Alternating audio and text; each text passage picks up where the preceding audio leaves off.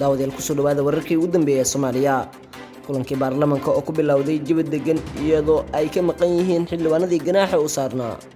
xog mursal oo ka laabanaya go'aankii uu ka qaatay 15 xildhibaan haddaba maxaa isbedelay ciidamada ammaanka oo celiyay xildhibaano ku sii jeeday baarlamaanka Soomaaliya sababtu maxay tahay qarax khasaare geystay oo ka dhacay Muqdisho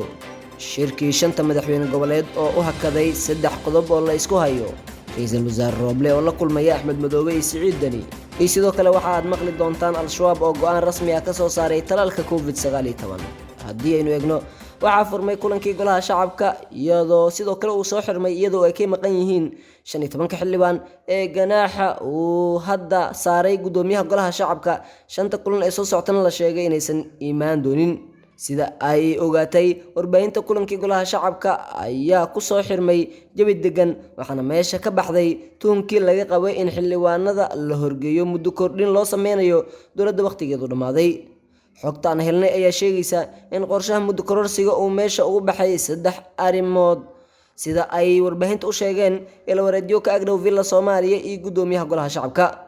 qorshihii muddo kororsiga ayaa waxaa meesha ka saaray cadaadiska beesha caalamka ay saartay mursal iyo madaxda sare ee waqtigooda dhamaaday digniintii cusleed ee madasha badbaado qaran iyo shirka gooni-goonida ee ka socda xalane gudoomiyaha golaha shacabka Maxamed Mursal Sheekh Cabdiraxmaan oo maanta ka hadlay furitaanka ayaa waxa uu sheegay in 3 ajende kaliya ay miis ka saaran yihiin kuwaas oo kala ah cudurka coronavirus oo codeynta 2 xubnood oo guddiga madax bannaan ee xuduudaha ah iyadoo meesha laga saaray in uusan jirin qodob muddo kororsi ah iyo sidoo kale ajende saddexaad oo ah sharciga qaxootiga qaranka kulankaas ayaa waxaa xaadiray 139 mudane sida uu gudoomiyaha ka sheegay furitaanka kulanka waxaana ka maqnaa 15 xildhibaan oo uu gudoomiye Mursal ka mamnuucay ka qaybgalka kulamada kuwaas oo ay soorista ku sameeyeen ciidamada dowladda Soomaaliya si kastaba kulankii maanta ee golaha ayaa ahaa mid indhaha lagu wadahayay iyadoo laga cabsanayay inay dhacdo muddo kororsi iyo sidoo kale hadal heynta ugu badan ay ahayd muddo kororsi loo sameynayo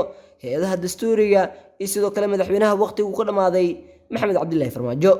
xogtan haddaynu eegno Maxamed Mursal Sheekh Cabdiraxmaan ayaa lagu wadaa in uu ka laabto go'aankii uu 15 xildhibaan ugu joojiyay kulamada baarlamaanka kaas oo caro iyo hadal heyn badan dhaliyay ila xogogaal ah ayaa warbaahinta u sheegay in qaar ka mid ah xildhibaanada mucaaradka ay kulan la qaateen gudoomiye Maxamed Mursal inta uusan furmin kulankii maanta ayna ka wada hadleen xaaladda ka dhalatay go'aanka 15 xildhibaan looga mamnuucay iyadoo lagu tilmaamay sharci darro wararka ayaa sheegaya in kadib wadahadalkaas uu Maxamed Mursal uu aqbalay in kulamada baarlamaanka ay si caadi ah ay ugu soo qayb gali doonaan 15 xildhibaan ee ganaaxa la saaray waxaa sidoo kale arrintan gacan ay ka geysanaysaa inuu fashilmay isku daygii muddo kororsiga kadib markii ay beesha caalamka cadaadis saartay Mursal sidaas darteedna aysan jirin cabsi uu Mursal ka qabo xildhibaanadaasi Maxamed Mursal ayaa dhawaan qoraal uu soo saaray waxa uu 15 xildhibaan ka mamnuucay fadhiyada golaha shacabka ee baarlamaanka Soomaaliya 5 kulan iyadoo uu sheegay inay sameeyeen carqalado hor istaagi karo shirka baarlamaanka Mursalna go'aankiisii ayuu ku adkaystay ciidamadan waxa uu faray in aysan jigboontiyada Muqdisho soo dhaafin xildhibaanada ganaaxa saaran ciidamo ka tirsan kuwa ammaanka ee dowladda Soomaaliya ayaa soorista ku sameeyay xildhibaano ka tirsan baarlamaanka Soomaaliya xilli ay ku sii jeedeen xarunta golaha shacabka ee baarlamaanka Soomaaliya xildhibaanada oo ku jiro Mahad Salaad kana mid ah xildhibaanadii laga mamnuucay kulamada baarlamaanka ayaa waxaa lagu celiyay isgoyska dabka ee magaalada Muqdisho qoraal uu soo dhigay bartiisa Facebook ayuu Mahad Salaad ku sheegay in ciidamo ka amar qaata madaxweynaha waqtigiisu dhamaaday ay ku celiyeen dabka isagoo shaaca ka qaaday in wixii mas'uuliyad ah uu qaadayo gudoomiye Maxamed Mursal Sheekh Cabdiraxmaan isgoyska dabka ayaa ciidamo farmaajo ka amar qaata hadda nagu hortaagan yihiin aniga iyo xildhibaano kale mas'uuliyadda wixii na soo gaara Mursal ayaa qaadanaya ayuu yiri xildhibaan Mahad Salaad oo qoraal soo dhigay bartiisa Facebook talaabadan ayaa timid kadib markii qaar ka mid ah xildhibaanada golaha shacabka oo gaaraya ilaa 15 mudane lagu eedeeyay inay buuq iyo foodo ka sameeyeen kulankii Sabtida ee baarlamaanka kuwaas oo ilaa amar dambe laga mamnuucay kulamada baarlamaanka iyadoo waanwaantii ugu dambeysay hadda ay socoto dhanka kale haddaynu eegno faahfaahin dheeraada ayaa waxaa laga helayaa khasaare ka dhashay qarax barqanimadii maanta ka dhacay wadada aada Daarusalaam ee magaalada Muqdisho kaasoo geystay khasaare badan qarax miino ayaa waxaa lala eegtay ciidamo ka tirsan kuwa ilaalada wadooyinka ee loo yaqaan traffico sida ay noo sheegeen ila dadka deegaanka ah wararka ayaa sheegaya in ciidamadaasi qarax lagula beegsaday halka loo yaqaano xoolo qolka waxaana ka soo gaaray khasaare dhaawac ah. sidoo kale waxaa goobta gaaray ciidamo ka tirsan kuwa ammaanka oo baaritaano kooban halkaasi ka sameeyey. wali ma jirto wax hadal ah oo ay ilaamaha amniga ka soo saareen qaraxan iyo khasaaraha rasmiga ee ka dhashay. muddooyinkii lasoo dhaafay ayaa waxaa magaalada muqdisho ka dhacay qaraxyo u badan nooca miinada, waxaana kii ugu dambeeyey uu ka dhacay degmada Dayniile ee gobolka Banaadir. waxaa hakad uu ku yimid shirkii u dhaciyay madaxda dowlad goboleedyada dalka, waxaana baaqday labadii kulan ee u dambeeyey ee dhici lahaa habeen hore iyo shalay ee 5 madaxweyne goboleed. shirkan oo socday 4 maalmood ee lasoo dhaafay ayaa midkii ugu dambeeyey oo dhacay galabkii Isniinta uu soo dhamaaday iyadoo ay dhinacyada ay isku hayaan dhowr qodob, waxaana baaqday kulan qorshuhu ahaa in dib la isugu soo laabto xalay fiidkii hore. madaxda Puntland iyo Jubbaland ayaa rumaysan in caqabadda ugu weyn ay tahay in saddexda maamul ee kale aysan lahayn awood ay go'aan ku gaaraan markastana ay dib ugu laabtaan villa Soomaaliya ama ugu yaraan ay telefoon u diraan kadibna la soo bedelo, taasi oo xalka ka sii fogeynaysa. warar aan helnay ayaa xaqiijinaya in dhinacyada isku fahmi waayeen 3 qodob oo kale ah: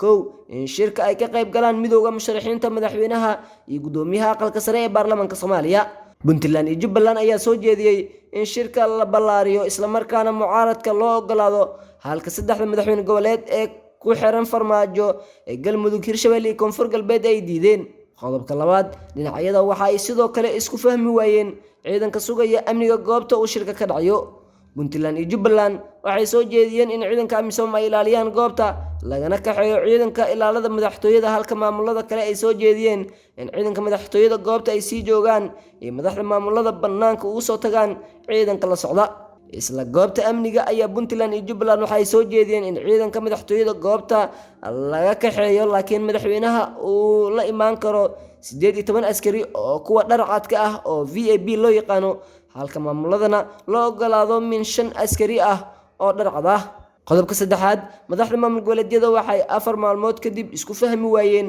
ajandaha shirka. hogaamiyaha Galmudug iyo Hirshabelle kan Koonfur Galbeed waxay soo jeediyeen in ajandaha shirka laga wada tashto, laakiin kaliya uu ahaado heshiiskii 17 Sebteembar 2020, halka Puntland iyo Jubbaland ay soo jeediyeen dhacdooyinka iyo qodobo ka baxsan mowduucaas. elwareedyo muhiim ah ayaa xaqiijiyay in labadii maalin ee hore in shirka aan looga hadlin qodobo muhiim ah, balse lagu dhisay kalsoonida madaxda iyo isfahamka dhexdooda, laguna xaliyay tabashooyin ay kala qabaan, balse dooda qodobada la bilaabay labadii maalin ee dambe. sida aan xogta ku helnay, Axmed Madoobe iyo Siciid Dani waxay ka tanasuleen qodob ku saabsan in farmaajo shirka uu gudoonsho, balse waxaa la sugayaa haddii uu madaxweynaha muddaxileedkiisu dhammaaday iyo saddexda madaxweyne goboleed ee la taabacsan ay keenaan arrimo kale iyo tanaasul haddii ay sameeyaan oo ay u tanasulaan labada madaxweyne ee Jubbaland sidoo kale Puntland go'aanada iyo sidoo kale shuruudaha ay wataanba.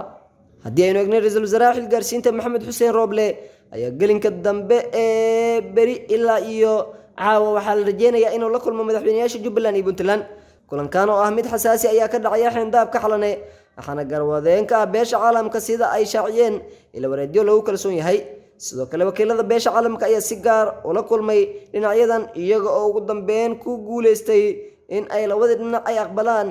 isoo fariisanka. wararka ayaa sidoo kale sheegaya in kulankan diiradda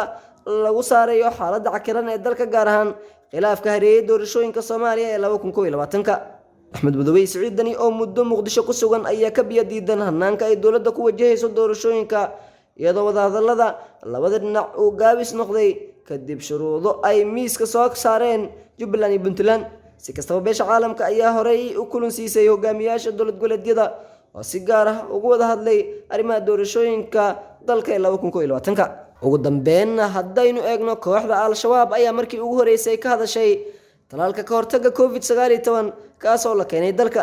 bayaan ka soo baxay Al-Shabaab ayaa waxay shaki weyn ugu muujiyeen waxtarka iyo badqabka talaalkan oo horey u joojiyeen qaar ka mid ah wadamada reer Yurub. sidoo kale kooxda Al-Shabaab ayaa shacabka Soomaaliyeed ugu digay inay isticmaalaan talaalka ka hortagga COVID-19. sidoo kale Al-Shabaab ayaa shacabka Soomaaliyeed ugu baaqay inay allabari sameeyaan si loo helo talaal ammaan ah oo waxtar leh. ugu dambeyn, bayaanka Al-Shabaab ayaa waxaa lagu sheegay in dowladda Soomaaliya aysan awood u lahayn hubinta tallaalkan maadaama aysan haysan shaybaar casri ah. si kastaba hadalkan ayaa kusoo aadaya iyadoo Soomaaliya uu soo gaaray tallaalka kaas oo inta badan ay isticmaaleen bulshada qeybaheeda kala duwan iyo madax dowladda ka tirsan. wararkii ugu dambeeyay Soomaaliya waa inaga intaa.